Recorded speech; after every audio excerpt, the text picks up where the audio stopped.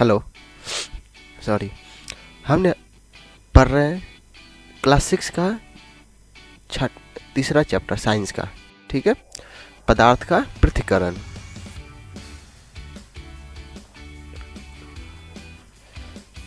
हम पदार्थों का पृथक्करण पढ़ रहे हैं।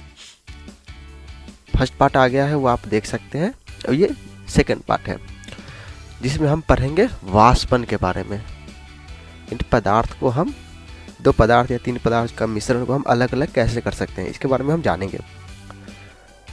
तो वाष्प, जिसमें हमने बहुत से प्रकार पीछे पढ़े कि दो पदार्थ सेम अलग आकृति में हो, या मतलब बड़े बड़े हो तो हाथ से भी निकाल सकते हैं, या हवा से के द्वारा या पानी के द्वारा निकाल सकते हैं।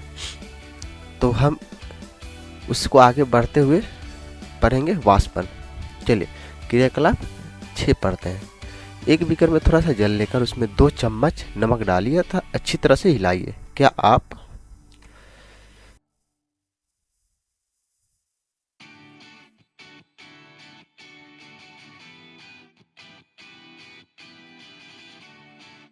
जल के रंग में कोई परिवर्तन देखते हैं हिलाने के बाद? क्या आप बीकर में कोई नमक देख सकते हो? नमक के जल में भरे बीकर को गर्म कीजिए, जल को उबालकर उड़ने दीजिए। जल बीकर में क्या बचता है?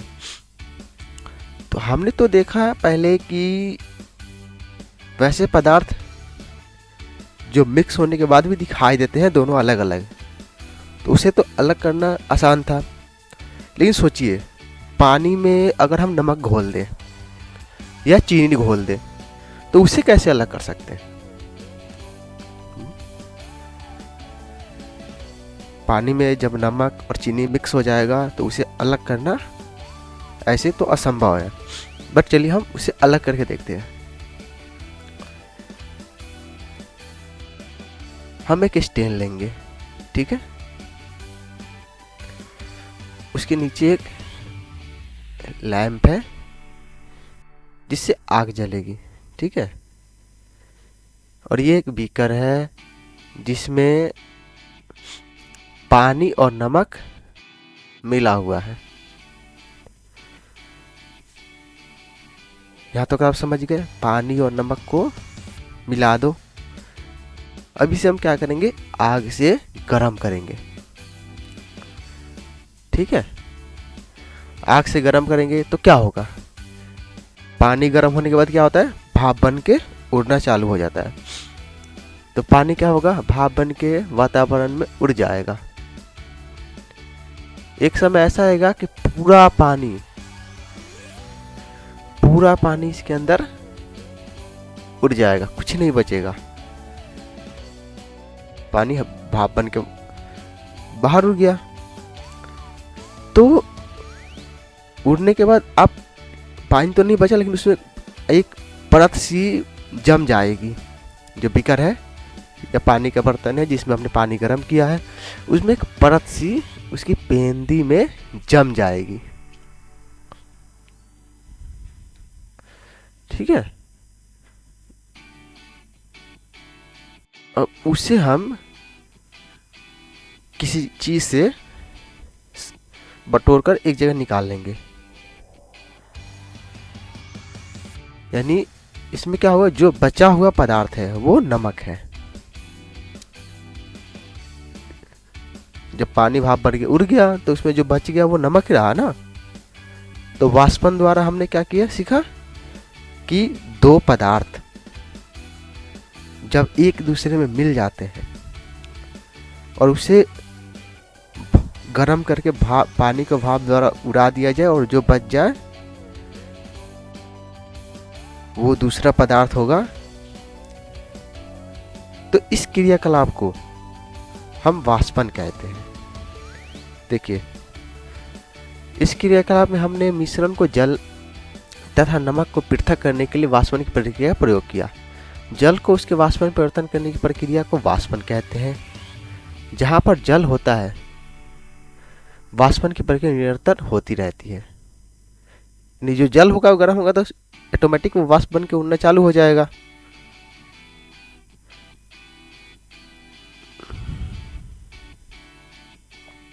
ठीक है, आगे पढ़ते हैं। आपके विचार से नमक कहाँ से आता है? समुद्र के जल में अत्यधिक मात्रा में लवण मिश्रित होते हैं। इन्हीं लवणों में से एक लवण साधारणतः नमक है।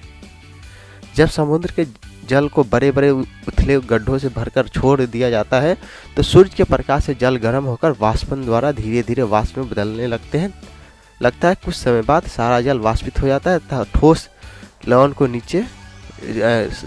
नीचे बच जाते हैं। चित्र 3.12 तत्पश्चात इन लवणों के मिश्रण का शोधन करके साधारण नमक प्राप्त किया जाता है।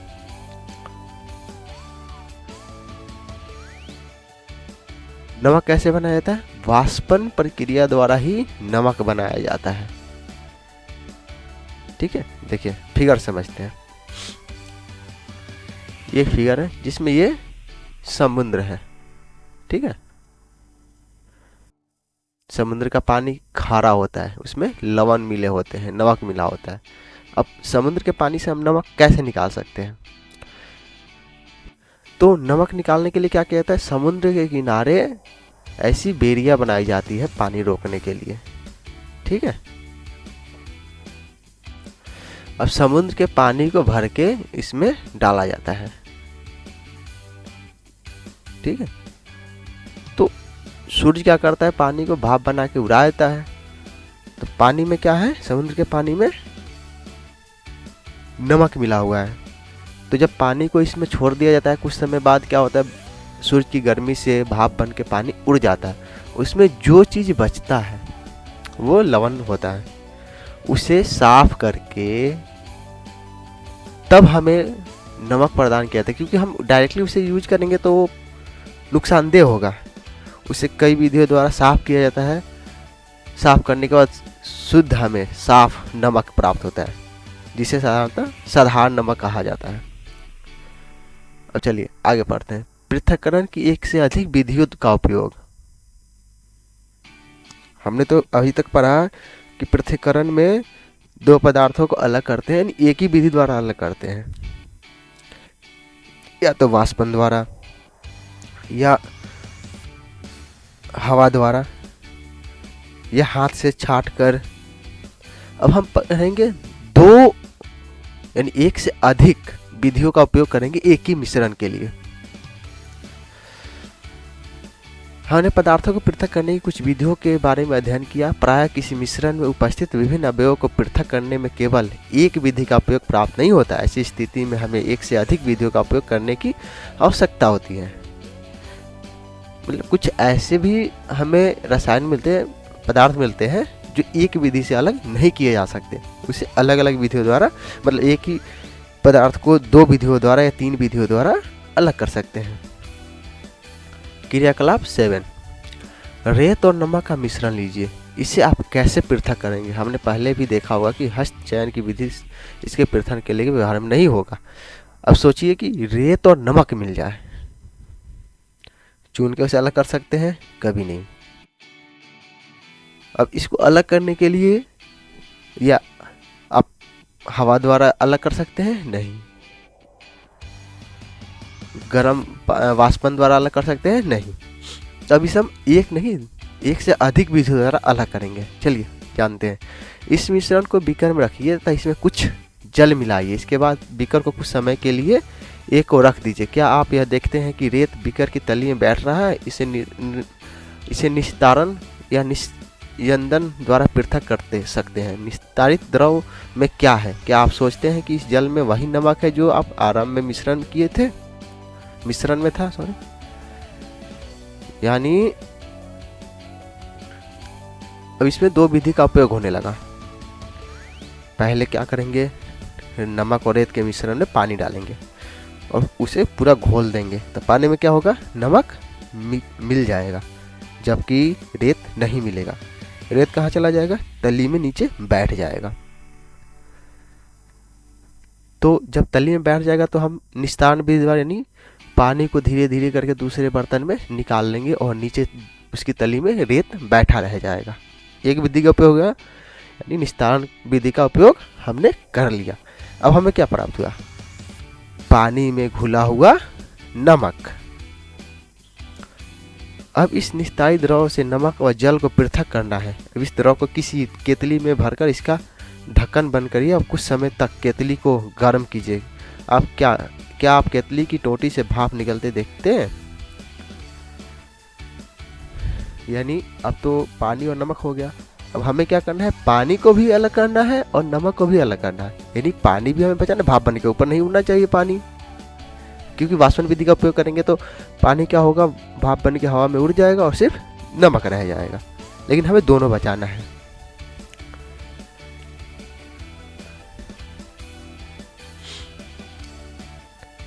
तो हम क्या करेंगे, एक केतली लेंगे, ठीक है।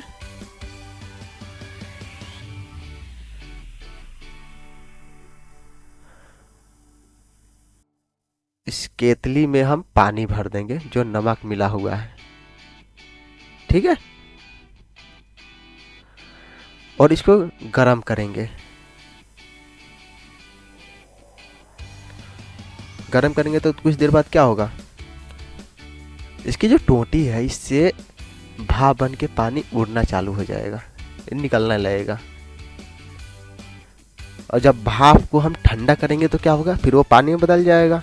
यानी पहले वो द्रव में था, द्रवीय अवस्था, फिर उसे हमने गर्म किया तो गैसीय अवस्था में बदल गया, फिर उसे ठंड करेंगे तो फिर द्रव में ही वो परिवर्तित हो जाएगा। तो इसे ठंडा करने के लिए क्या किया गया है, एक प्लेट के ऊपर बर्फ रखा गया है, ठीक है।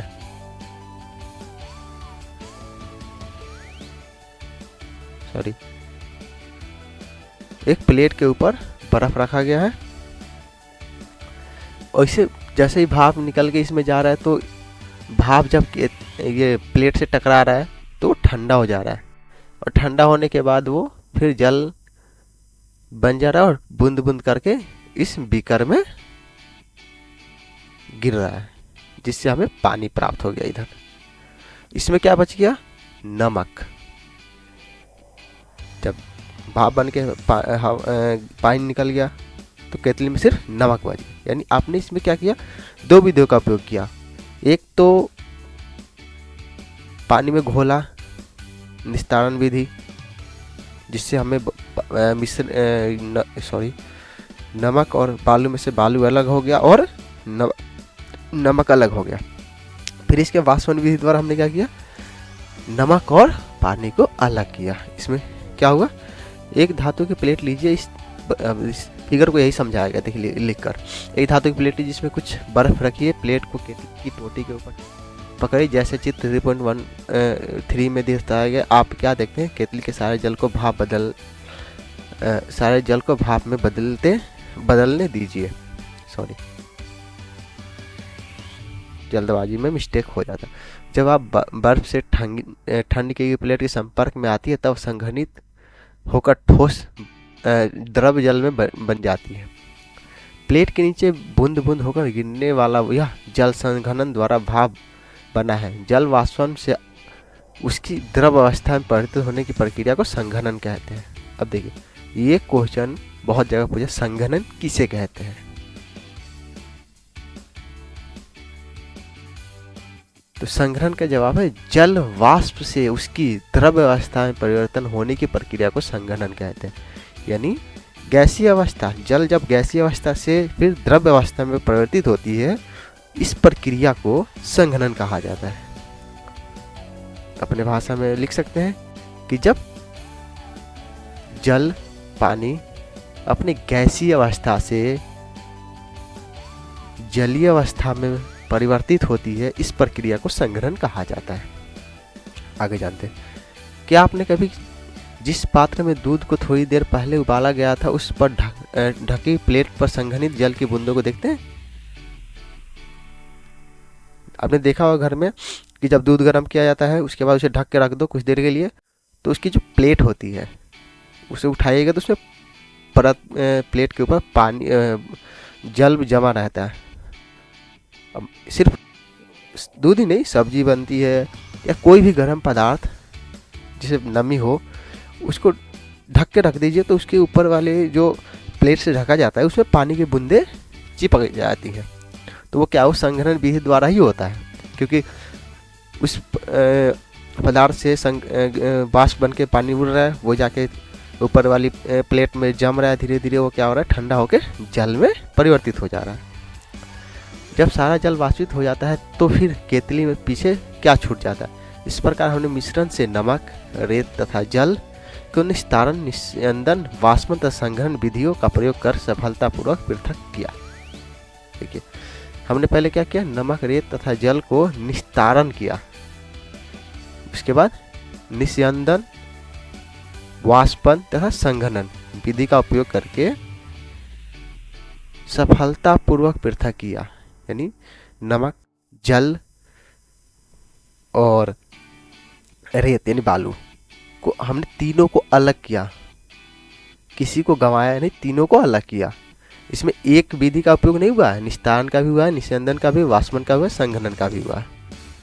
यानी एक पदार्थ को जब हम अलग अलग करने की सोचते हैं तो ये नहीं कि एक ही विधि द्वारा होगा या एक ही पृथक्करण विधि द्वारा होगा। अलग अलग पृथक्करण को एक साथ उपयोग करके भी किया जा सकता है या किया जाता है, किया ही जाता है। पहली को रेत से नमक की पुनः प्राप्ति की समस्या है। उससे नमक के संपूर्ण पैकेट को रेत की थोड़ी मात्रा में मिलाया था, फिर उसमें क्रियाकलाप 7 में सुझाई गई विधि नमक को पुनः प्राप्त करने का प्रयास किया, परंतु उसमें से उसने यह पाया कि वह तो लिए गए नमक से केवल थोड़े भाग ही पुनः प्राप्त कर पाई है। उसमें कहाँ त्रुटि हो गई।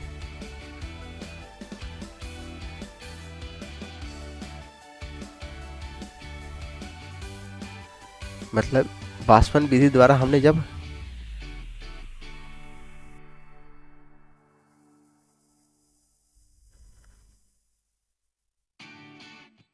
देखिए कहने का मतलब कि जब हमने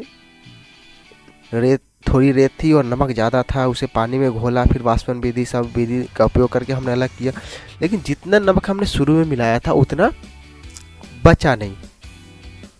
तो क्या नमक आखिर गया कहाँ, इसके बारे में जानेंगे। चलिए, क्या जल किसी पदार्थ की कितनी भी मात्रा को घोल सकता है? अच्छा एक चीज़ सोचिए, जल में हम किसी वस्तु को घोलते हैं, जैसे नमक हो गया, चीनी को घोलते हैं, मतलब कितने समय तक कितना हम उसमें नमक या चीनी डालते जाएंगे वो घोलता जाएगा। ऐसा नहीं कि वो 100 ग्राम पानी अगर 50 किलो नमक को घोलता चलेगा, नहीं, एक लिमिट आएगा कि वो घोलना बंद कर देगा। यही हम जानेंगे। अध्याय 2 में हमने पाया कि कई पदार्थ जल में घुलकर विलयन बनाते हैं, तब हम उस पदार्थों को जल से विलयी कहते हैं। यानी जल में कोई पदार्थ घुलकर विलयन बनाता है, जैसे जल में नमक घुल गया, नमक घुल गया, चीनी घुल गया, नींबू का रस घुल गया, तो ये सब क्या होता है, विलयन हो रहा है उसमें, उसके क्या कहेंगे, जल का विलय कहेंगे। यानी जो जल में मिल जाए एकदम पूरी तरह से, उसे जल का विलय कहते हैं। यदि हम जल की मात्रा निश्चित रखकर उस पदार्थ की मात्रा निरंतर बढ़ाते जाए तो क्या होगा। वही कहने का मतलब कि मान लीजिए जल में जो विलयी पदार्थ हैं, जो घुलने वाले हैं, और जल की मात्रा निश्चित है, मतलब 100 ml हमने जल ले लिया, तो वो क्या उतना 100 ml में हम कितना भी चाहे उस विलयी पदार्थ को मिलाते जाएंगे, वो मिलाता जाएगा। चलिए आगे हम जानते हैं। क्रियाकलाप 8। इस कार्य के लिए आपको एक बीकर अथवा गिलास, एक चम्मच नमक तथा जल की आवश्यकता होगी। आधा कप जल बीकर में उड़ेलिए, 1 चम्मच नमक इसमें डालकर तब तक विरोहित कीजिए जब तक कि यह पूरी तरह से ना घुल जाए। अब फिर 1 चम्मच नमक डालिए और भली भांति विरोहित कीजिए। इसी प्रकार एक चम्मच करके नमक मिलाते तथा विरोहित करते जाइए।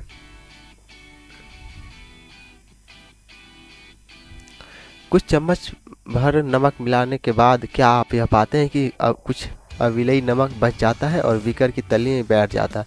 यदि हाँ, तो इसका अर्थ यह हुआ कि अब इस जल में अधिक नमक नहीं घुल सकता। अब यह विलयन संतृप्त विलयन कहलाता है।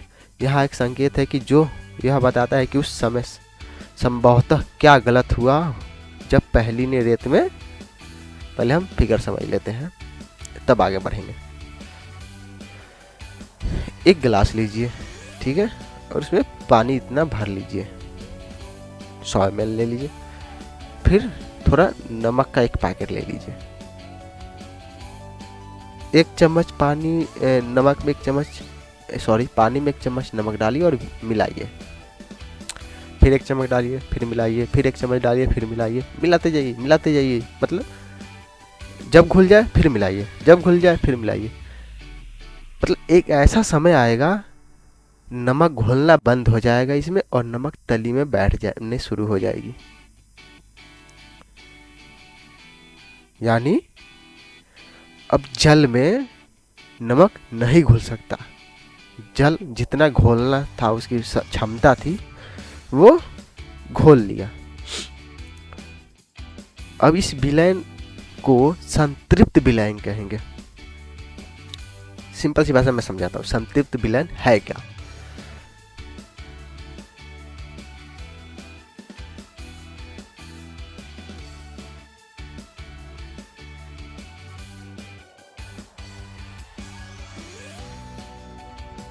आपको 1 प्लेट खाना दिया जाए। आपकी खाने की क्षमता है 4 रोटी, थोड़ी दाल और थोड़ी सब्जी, ठीक है। आप इतना खा सकते हो। आपको खाने बैठा दिया जाएगा। पहले 1 रोटी दिया जाए, फिर 2 रोटी दिया जाए, फिर 3 रोटी दी जाए, फिर 4 रोटी दिया जाए, फिर 5वां रोटी में आपका पेट फुल हो गया। अब इससे ज़्यादा आप नहीं खा सकते। फिर आपको 6ठा भी रोटी दिया जाए तो क्या होगा, आप क्या करेंगे, वो 6ठे रोटी को खाएंगे नहीं, साफ मना कर देंगे कि नहीं ये काफ़ी है, अब मैं नहीं खा सकता। यानी आपका मन क्या हुआ, तृप्त हो गया, यानी भर गया। अब इससे ज़्यादा आपको चाहिए ही नहीं, कुछ भी हो जाए। अब आपको कहे कि 10,000 रुपये ले लो, आप खाओ 6ठी रोटी, खा पाओगे नहीं। आपका वहाँ मन तृप्त हो गया, मतलब वहाँ से आप आगे नहीं बढ़ सकते।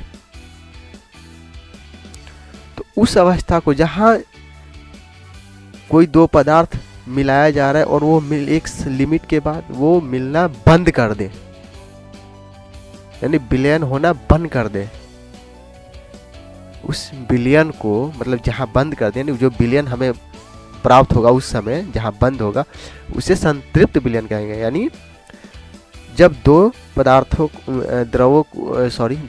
को एक दूसरे में विलयन किया जाता है और एक समय के बाद वो विलयन होना बंद हो जाए, तो उस विलयन को, उस अवस्था के विलयन को जब बंद हो जाए, संतृप्त विलयन कहेंगे, ठीक है।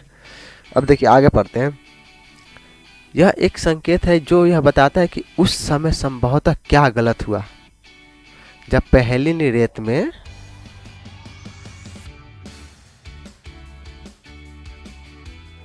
अधिक मात्रा में मिलने नमक की पुनः प्राप्ति का प्रयास किया था।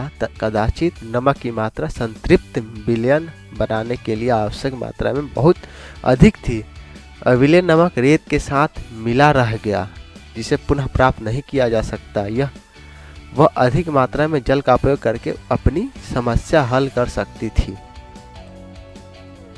आगे पूछा गया था ना कि जब हमने सारी वीडियो का अलग किया तो नमक जो लास्ट में प्राप्त हुआ, जो शुरू में हमने मिलाया था, वो दोनों में डिफरेंट क्यों हुआ। तो बात ये थी कि उस पानी में नमक घुलने के, जब घुलता गया आपने नमक और वो बोला तो संतृप्त हो गया, यानी एक समय में वो घुलना बंद कर दिया। तो क्या हुआ होगा, नमक उसकी पेंदी में रेत के साथ रह गई होगी और वो रेत के साथ ही अलग हुई।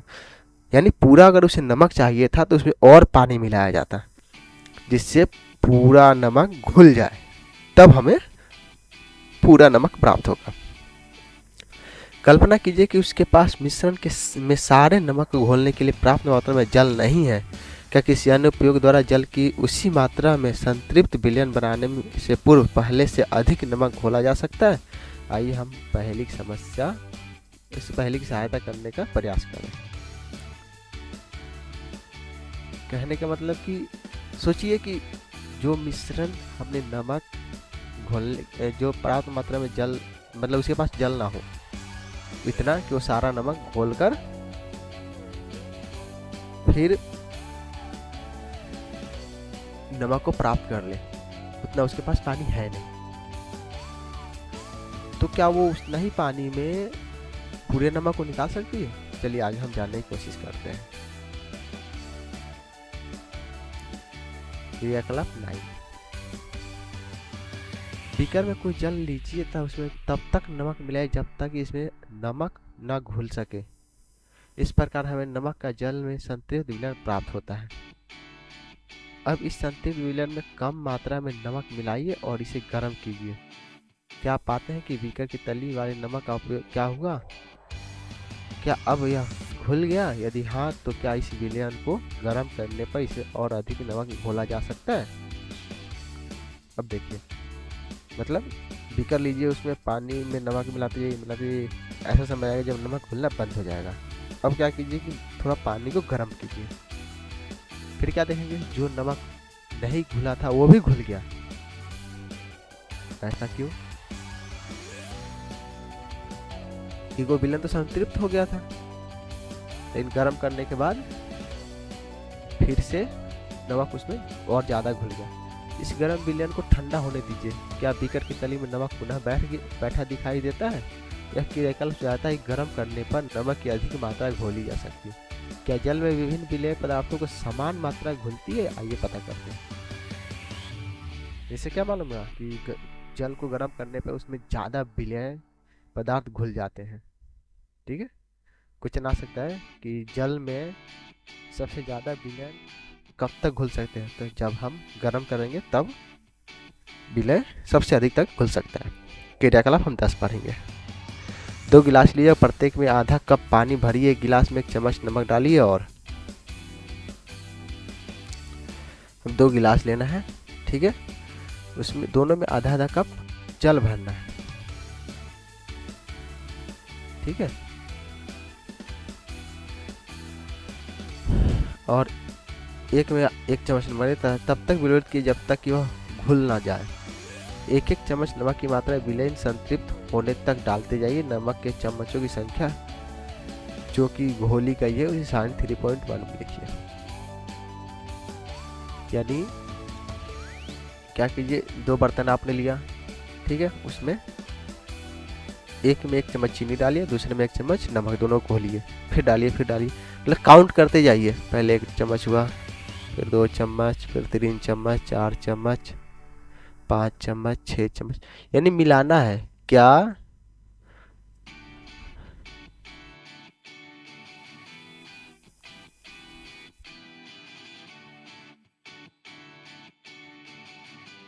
दोनों में बराबर मात्रा में घुल रहा है? पानी में नमक और चीनी दोनों बराबर मात्रा में घुल रहे हैं। एक क्रियाकलाप करना है। ठीक है,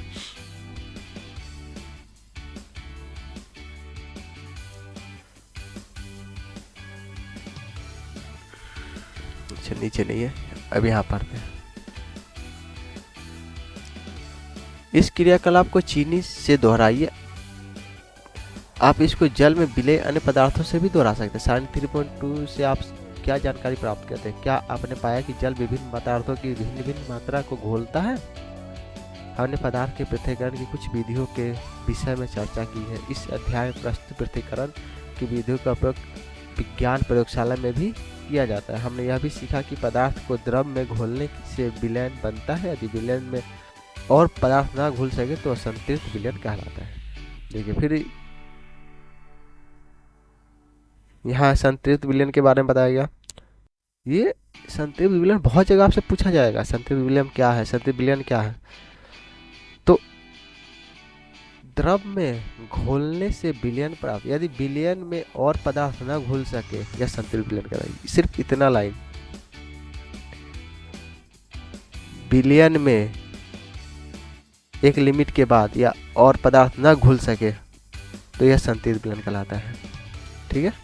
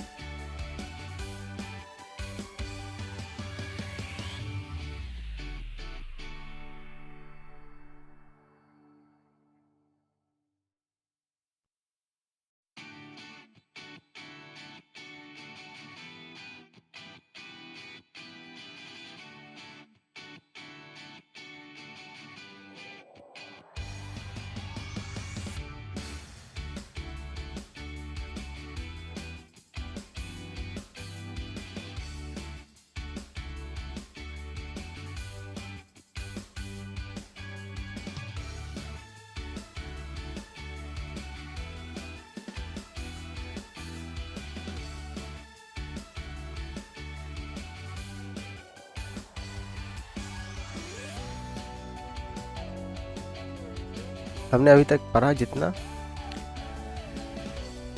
कि दो पदार्थों को अलग अलग कैसे कर सकते हैं, ठीक है, बहुत सी विधियाँ हमने पढ़ी।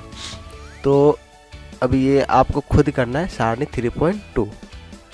पानी में नमक और एक में चीनी मिलाते जाइए और काउंट करते जाइए कि कितना लिमिट के बाद नमक घुलना बंद होता है और कितना लिमिट के बाद चीनी घुलना बंद होता है, ठीक है, इसे भर लीजिएगा।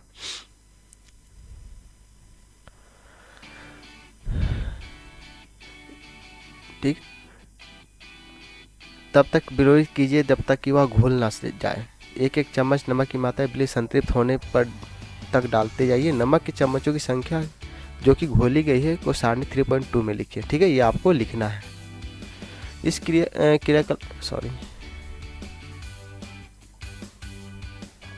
क्रियाकलाप को चीनी से दोहराइए। आपको जल में विलय अन्य पदार्थों से भी दोहरा सकते हैं। सारणी 3.2 में आप क्या जानकारी प्राप्त करते हैं?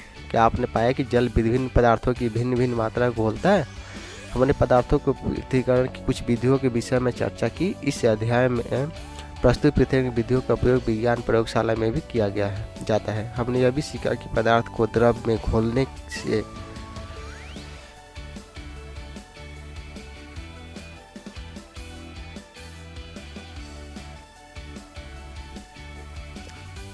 से विलयन बनता है। यदि विलयन में और पदार्थ न घुल सके तो संतृप्त विलयन कहलाता है। संतृप्त विलयन आपको बार बार पढ़ने को मिल रहा है। संतृप्त विलयन याद रखिए, बहुत जगह पूछा जाता है संतृप्त विलयन है क्या।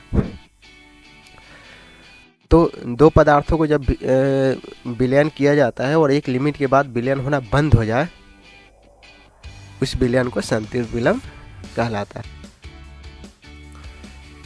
ठीक, ये चीज़ ये प्रमुख शब्द है जो हमने यहाँ इस चैप्टर में पढ़े। मंथन, संघनन, निस्तारण, वाष्पन, निस्यंदन, हस्तचयन, संतृप्त, अवसादन, चालन, विलयन, थ्रेसिंग, निष्पापन। जिसका परिभाषा आप याद कर लीजिए सबका, ठीक है। ये पूरा चैप्टर आपका खत्म। इस चैप्टर में और कुछ नहीं है, बस इतना ही पढ़ना है, इन सब के बारे में ही पढ़ना है, ठीक है। ये आप पढ़ लीजिएगा, याद कर लीजिएगा। मंथन क्या है, संघनन क्या है, निस्तारण क्या है, वाष्पन क्या है, निस्यंदन क्या है, हस्तचयन क्या है, संतृप्त विलयन क्या है, अवसादन क्या है, चालन क्या है, विलयन क्या है, थ्रेसिंग क्या है, निष्पावन क्या है, ठीक है। अब थोड़ा सा सारांश देख लेते हैं। सारांश हमने क्या क्या पढ़ा है। हस्तचयन, निष्पावन, चालन, अवसादन, निस्तारण तथा निस्यंदन मिश्रण से उसके अवयव के पृथक्करण की कुछ विधियाँ हैं, ठीक है। पृथक्करण की कुछ विधियाँ क्या है? हस्तचयन, निष्पावन, चालन, हस्तचयन, निष्पावन, चालन, अवसादन, निस्तारण, निस्यंदन, ये सब पृथक्करण की कुछ विधियाँ हैं। अनाज से भूसा पत्थरों को हस्तचयन द्वारा पृथक किया जाता है, ठीक है। हस्तचयन के बारे में आपने जान लिया। हस्तचयन क्या है? भूसा अनाज के भारी बीजों को निष्पावन विधि द्वारा पृथक किया जाता है। निष्पावन क्या है? इस मिश्रण कणों को अमाप में यंत्र का प्रयोग चालन तथा निस्यंदन प्रक्रिया द्वारा पृथक किया जाता है। यानी चालन के बारे में पढ़े, निस्यंदन के बारे में पढ़ लिया। रेत और जल के मिश्रण में रेत के भारी कण तली में बैठ जाती है और निस्तारण की विधि द्वारा अलग जल को पृथक किया जाता है, ठीक। आपने निस्तारण भी पढ़ लिया, वाष्पन भी पढ़ लिया, ठीक है। और द्रव तथा उसके अविलय पदार्थों के अवयव को निस्यंदन के उपयोग से पृथक किया जा सकता है। निस्यंदन आपने पढ़ लिया। किसी द्रव को उसी वाष्पन की परिवर्ती करने की प्रक्रिया को वाष्पन कहते हैं। वाष्पन की विधि का उपयोग द्रव में घुले ठोस को पृथक करने में किया जाता है। आपने वाष्पन पढ़ लिया। जिस विलयन में कोई पदार्थ और अधिक न घुल सके, यह उस पदार्थ का संतृप्त विलयन होता है। संतृप्त विलयन, ठीक है। किसी पदार्थ के विलयन को गर्म करने पर उसमें अधिक पदार्थ घोला जा सकता है। यानी अधिक पदार्थ घोलने के लिए क्या किया जाता है? गर्म विलयन को गर्म कर सकते हैं। जल विलय पदार्थों की विधि विभिन्न मात्राएं हैं, ठीक है। जल जो है